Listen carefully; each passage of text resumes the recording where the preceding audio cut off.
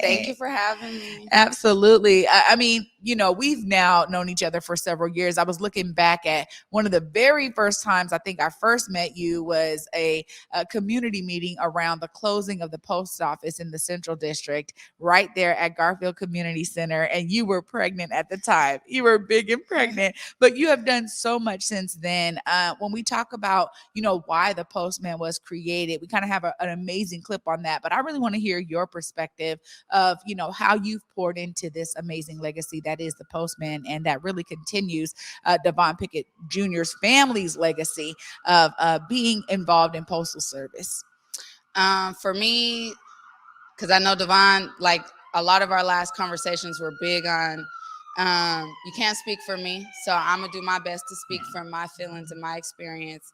And really, when we started like going down our entrepreneurial lane, it was like, how are we gonna give back? How are we gonna build for our family? How are we gonna take opportunities? And so, like, with the post office closing, we just had, it's synchronicities. Things were lining up. We were asking questions. We were meeting with business folks of like, how does money work? And we were just really tapped into that energy, and it just kind of flowed. And then I would say like we planned early. Like time is an interesting construct, and since we first met, it was ideas all the time. We could do this, we could do this. And we constantly wrote in journals, and we just did life together a lot. So when we started like really thinking about the businesses and having a mailbox store on our list, it just started just working together and like coming to fruition. Well, I mean, it's one of those things that I think so many, and I've heard so many amazing, comments about, man, I'm supporting that business. I mean, we love seeing it here. There's just an outpouring of love coming from the community when it comes to seeing their own in a space like the Postman. Tell us a bit about how you've experienced community members pouring their love into what you all have created. It's interesting because it feels like when COVID hit, we learned the term essential business. Like we never used that before. We didn't realize we were essential to the community, to just the fabric of our nation. Like commerce is a flow. So having the community see the value in us being there and like wanting to come and being part of everybody's daily lives, like it just becomes purposeful, and it just becomes second nature. And just as much as the community needs us to connect to the outside world, we need them to connect with them. And so it's just really like an osmosis, a blending. Yeah, it's a real symbiotic relationship. I love how you describe it as such, because there is this kind of shared need on both sides, no matter what. And in those times during COVID, you guys were innovative too. I mean, you guys were like, look, come here, get notices out, get your letters out. You guys were doing this whole like nationwide pen pal thing where you guys were really just pivoting and shifting and opening up opportunities for people to connect, because there was so much isolation at that time. Tell us a bit about that, because that was really, I think, inspiring for so many. I know we here at Converge, we found it inspiring. We wanted to make sure we shared that part of the story. But tell us a bit about how you guys came to that decision to say, you know what, we actually can do something really cool here and make sure that people are still connected during this kind of time of shutdown and isolation. So we're huge on the metaphysics. We're really big on like our mind controlling our reality. So when uncertainty was hitting, fear was hitting, and learning about being essential, we were really just trying to stay positive because there was already so much negative kind of balance in that. So it was like, well, what can we continue to do? Like our doors are allowed to be open. How do we keep this making sense? And so it was just really, we learned about the pivot, being entrepreneurs, and we didn't learn about the pivot until it was the pandemic. And so we started joining in on different groups of like entrepreneurs and business folks, and it was just an interesting time that really like tested what can we do, how creative can we be. Like I'm huge on art and creativity being everything, whether you're doing the most dullish job or you're painting all day, like we're all creators.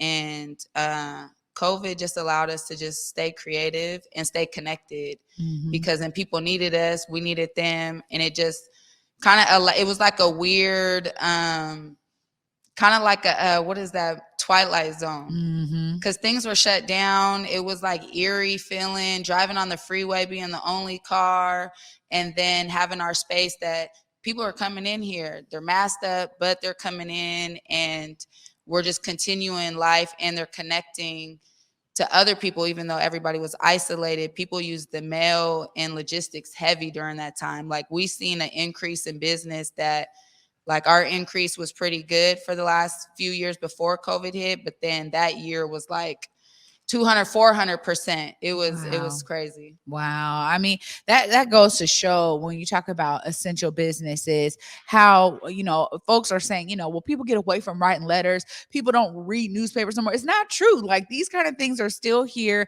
People want to share the notes with their loved ones. Yes, we can get on these Zooms, but I think people also experience kind of like a Zoom doom where it was just like, oh man, another Zoom, another Zoom. So it's great to know that people were really utilizing your services. Well, one of my favorite clips actually of y'all is kind of one of the first times we got both of you guys on camera. We're going to go to a throwback clip here of one of our first iterations of Black Love.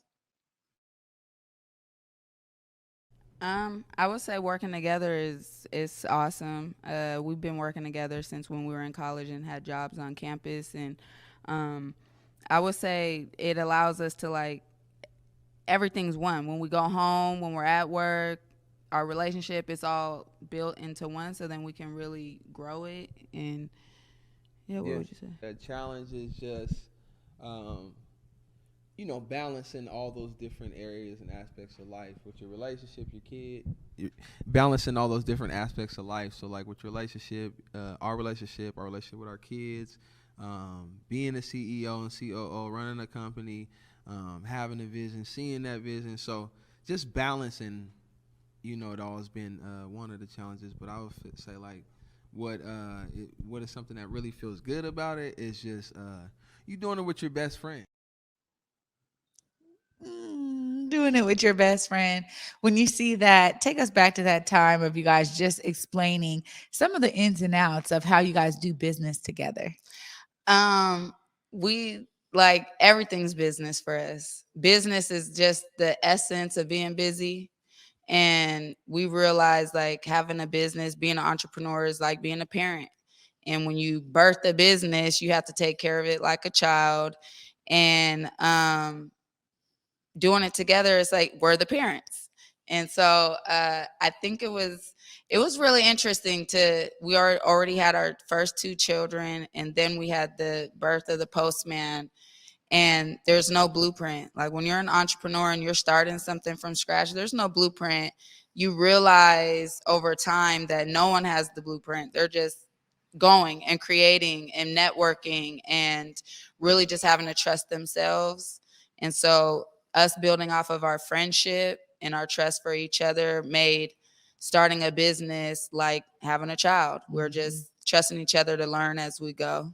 Well, it's been beautiful to watch the blossom of the business, but also you as well. I mean, you have publicly dealt with losing your best friend, your spouse, right? Him transitioning, right, into this kind of spiritual realm, but in a way where we deal with it real seriously in our community when we talk about gun violence. And I feel like this is the first time you've really been able to sit down since then. I just want to know how you're doing. A lot of people probably are asking you, how are you dealing with, losing Devon like that, and being there. There's so many different nuances that connect to this story that we all, I think, have experienced publicly, but you've had to experience this at a very deep and personal level. And so I just want to hear how it's going for you in terms of, keeping the Postman alive and being the woman that you are for your children and the rest of your family. I keep seeing you doing it with your head held high. It's a great thing to watch. I remind myself like every time when I want to drop my head,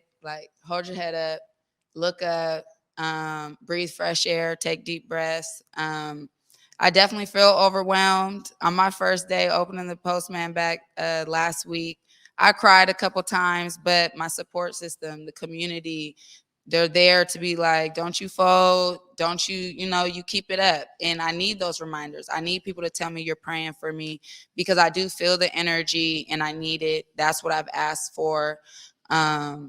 Because there's many days where I'm just like, I don't know what I'm gonna do, but I have the reminders in my head. I have the experience and the memories of many conversations with Devon 24/7, just for 13 years. That is who I bounced ideas with at the end of the night.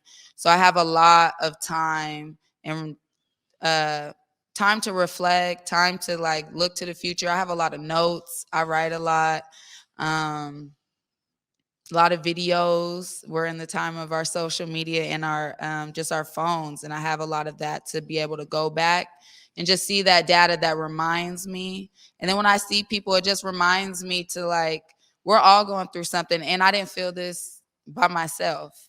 This was felt on a grand level, worldwide. Devon had and has so many connections with people. And then in our 13 years being together, I was a part of a lot of those connections and just different communities. And it really keeps me going. It gives me purpose. There's a lot of times where it's hard and it's dark, but being an artist, I try to transform that, channel that energy. We did a lot of spiritual work for the last few years. So when he was murdered in front of me, that was very like that was very traumatic for me. And I felt like even when I like go back and see it in my mind, it almost feels like when you're on a merry-go-round and things are just kind of spinning. And so that makes it hard being at the store, because every time I walk in, like I just know this is right here. But then also, that can't be taken away from us. The front of the store is such a pivotal part of our running campaign on our social media. Folks come and take pictures right in front of the store. So there's a part where in spirituality of like, no weapon formed against me gonna prosper. And although this like try to take us out as a community, there's a lot of work we did before that we can look back to and reflect and respect and remind ourselves of like, no, this place is a place of growth. This is a place of business. This is a place of community. And we moved out of city's limits, and I'm grateful that that's where he, laid his body, is right in front of our store, because there's a part of it that you just feel that energy and there's no really running from that. And in tragedy, there's beauty in it. And that's what I try to look to as an artist, as a mother for my kids. It's like, yeah, this is hard. Feel all the feelings you're going to feel, and learn to express that in a way that's healthy for the community, healthy for yourself, that doesn't cause harm to yourself. And we're learning together. Like my kids hold me together with the way they respond to it as much as I hold them together. Well, it's evident. We actually, I'm going to go to another clip here because we have a really great clip of you doing just that, talking to your son as he's on the football field, and you are making sure he knows that his dad is with him and that he can push through whatever he's feeling right there in that moment and on that field. You were telling him to give it his all. Check this out. Sideline, let's go. Everybody in the sideline. Everybody in the sideline. You just do what you can do, okay? Nobody expects you to do nothing but what Papa can do, okay? I'm right here with you. Daddy's right here with you, right here. Okay? You got this, right? You want me, big head? Come on. Mommy's here to see you play, big boy. Okay? It's all about you. Okay? You need a break, you can do it, but you all of it in the game, okay? Daddy's in your heart, okay? Come on. Got it? I love you. Okay, you're so strong, okay? Daddy's so proud of you. Oh, that one gets me to my core. I know, me too. It gets me to my core, Keanna, because I'm a mom too, right? And my son was on the 9U or 8U team, right above the team your son is on, and I just, that clip just really, as a mother, right? There's something so special about the relationship we have with our children, them being in our womb for all that time. And this, cellular connection, Yeah. biological connection we have with them. But this was right after, and you were like, look, we got you. If you need to take that break, you take it, but just know we got you, right? Yeah. And he was able to go out there and give it his all. Tell us a bit about how that impacts you as a mother and why it's important to be there like that for our children. Devon, like Papa, we call DP3 Papa. After it happened, he was being strong for me because prior to that, we had just started back at school. Like we've been in school, summer was over, and we've been in school for like a month and a half or something. And going back to school, it always felt like I'm gonna miss you guys because when we're at home, we're tight knit. It's a really enjoyable environment.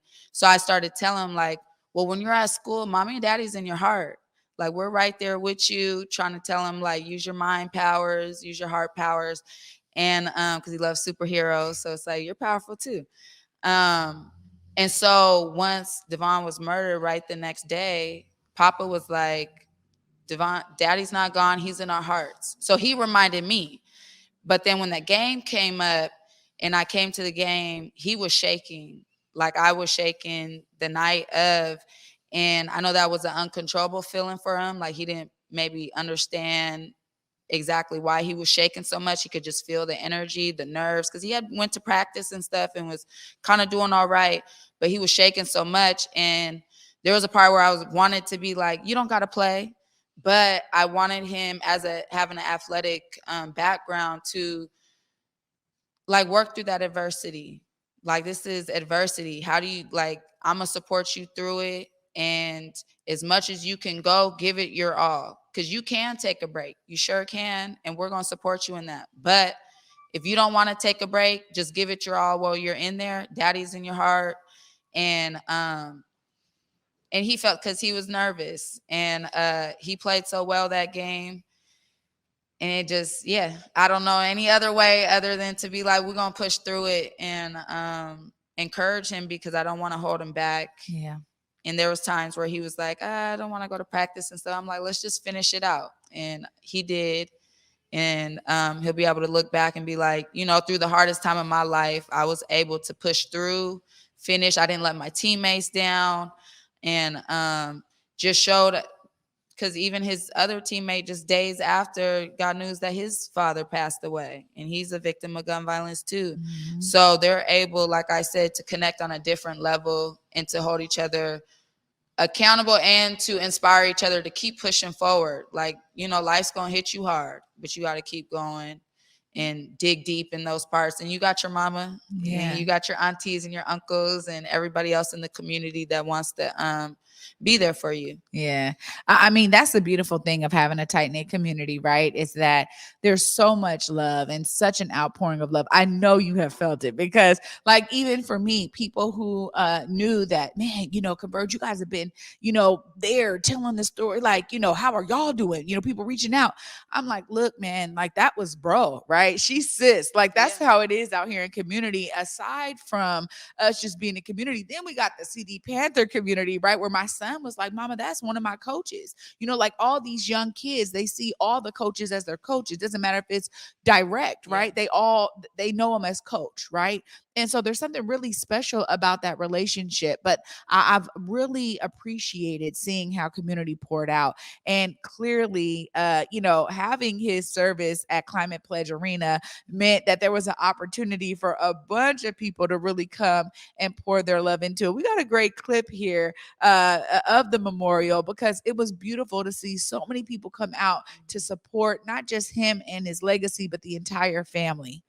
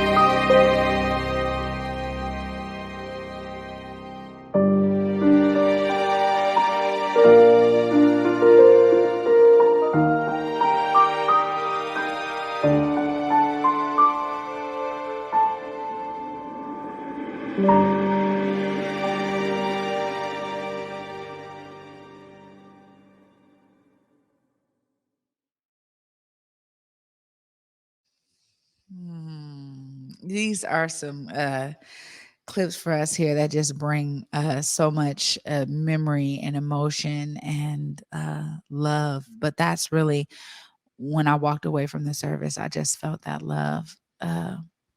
And I hope that you felt that love from the community. Definitely. Yeah. We're going to take a quick break. Give you a second. We're going to take a quick break. And when we get back, we're going to be talking about all the things going on with the Postman to this day. There's some great things that we want to make sure we share with you all because there's opportunity for y'all to be engaged and be involved in continuing this amazing legacy. Of course, stay tuned after this short break, y'all. You're watching The Day with Trae.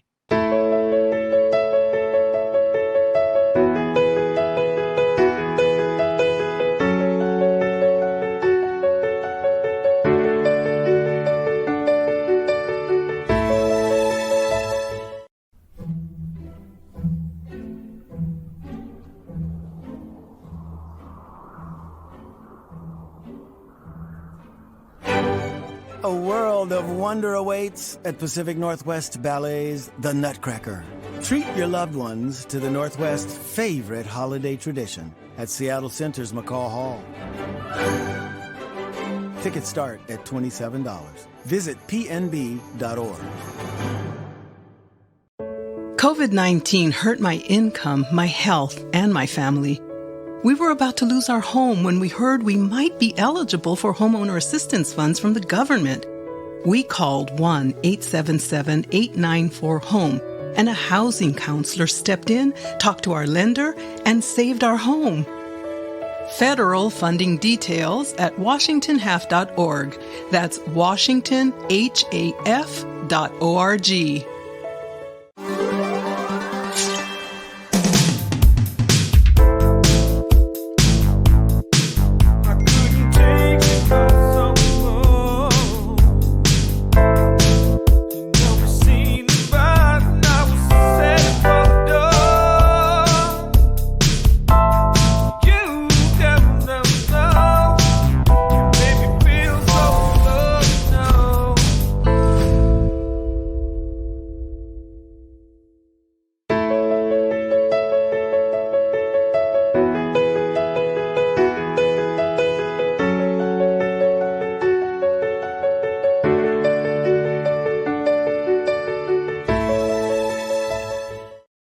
Welcome back, everybody, to The Day with Trae. I'm your host, Trae Holiday, and joining me today is Miss Keanna Rose Pickett. What up? We are back from break. How are you? Good. Thank you. Well, you know, you really laid a foundation of why it was important for y'all to even start this. And I want to get into how you're continuing, right? We know it took some time. You had to close. You guys just did another reopening. You were talking a bit about that before the break, about how, man, you know, to get back into the swing of things is its own journey. But you guys are continuing to stay connected to community on this side of it as well. Just tell us a bit about some of the exciting things that you're looking forward to by reopening the Postman and being open for community to connect once again. Yeah, so we were closed for about a month. We had a little bit of period where ballots were due, so we tried to do our best to get our mailbox holders in to pick up their ballots, and we're encouraging them to drop them at like the Garfield ballot drop box. That was some pressure because that was right before the funeral service, and we still felt like we're essential to the community. We have to find time to be able to be there for the community. And then being closed all the way until just last week, it was an interesting feeling. I'm a perfectionist. So I like, as much as I think about my own life and my kids' life, I'm like thinking about all my customers' life. Like, oh my gosh, what am I preventing you from getting done or things like that. So, we got some folks in there that are experienced and bring just that energy that is like, this is a hard time and I'm here for you. So it kind of being that perfectionist is like, it's like a weight lifted off my back a little bit. It's still heavy, but I can feel like I can focus on the other aspects as well, because I'll get in there and just be in there like and not worry about the back end and all that, because we have everyday customers who are coming in and that's busy. But we also partnered with Rise to hold an emergency action plan meeting for 3 Wednesdays. We've already had 2, and we have one next Wednesday where communities invited to come and bounce ideas. We have an agenda, a list of agenda items that we're looking to get support in. Examples are like, I'm looking for a personal assistant. I'm looking for volunteers who maybe just want to clock volunteer hours because they don't have a full schedule to offer to come and work full or part-time. Community partners, some financial advising, and really we want to build a board, our strategic advisory board, so that we have a collective amount of minds that can guide us and see us through the bigger plans and ideas. We also, during the funeral service time, got word that we got our grant accepted, our tenant improvement grant for our second store. So that's $100,000 grant towards our build out for our second store, which is South Martin Luther King. So we're keeping it on Martin Luther King, keeping the dream alive. And that's on South Willow Street. So we're looking to open that in 2023. So that was some good news, and we'll be needing to build staff for that.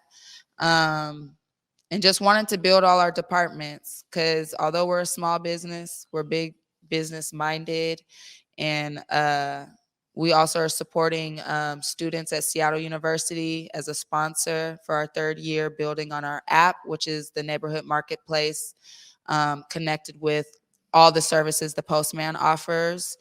So a lot of moving parts, a lot of things. And after our meeting last night, in our EAP meeting, we came up that we're going to have a rolling calendar, kind of like Seattle Public School style when you go in the office and you see that big old calendar, but we'll connect it with our website so that community can check in and they can add stuff to our calendar because we want to be a part of everything everybody else got going on, as well as our own items too.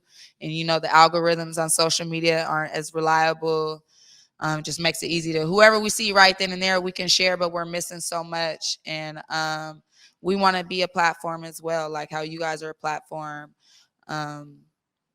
Yeah, and we also have the Holiday Hope Drive going on with Rise right now as a donation site and as a benefactor of the organization, being a family of gun violence.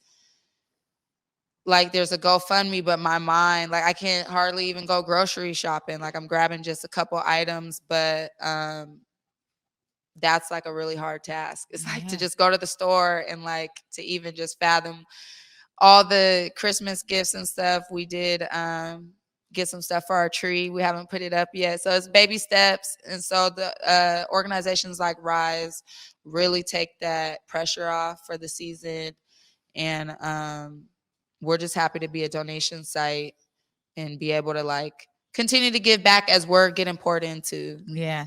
I mean, this for me is really where you know, as an entrepreneur and a business owner, you have the opportunity to be even more impactful in your community. Already the services you provide as a business in an essential business are impactful, but now you're, you know, being intentional to create those partnerships and, strategic plans that allow people to pour in even more. And so I love hearing about this toy drive and you guys being a donation site.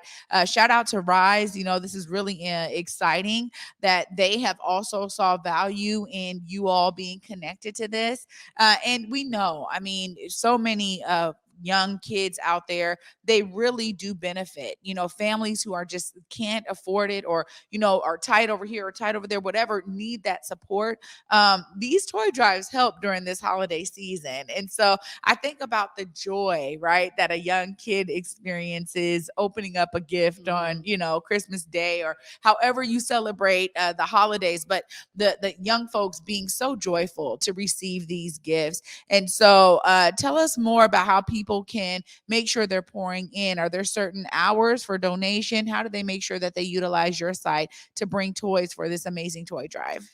So right now we share the flyer to our social media. Instagram goes to our Facebook.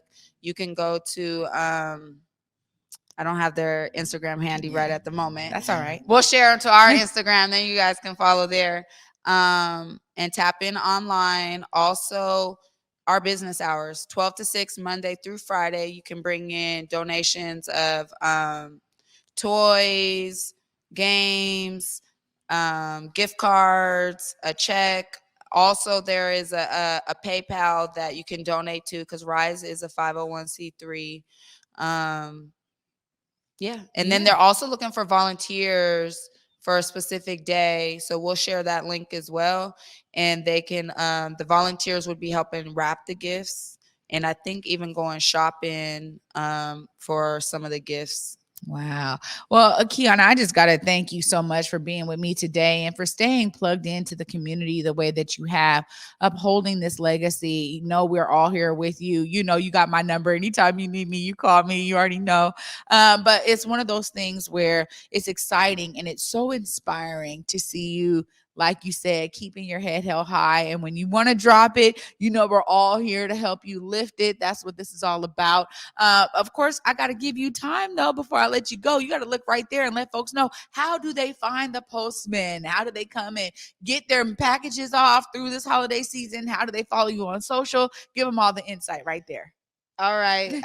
So if you want to come down to the Postman, we're at 1143 Martin Luther King Jr. Way, and that's in Seattle, zip code 98122. We're across from Grocery Outlet. We're on the corner of Union and MLK. There's a lot of parking at the Grocery Outlet.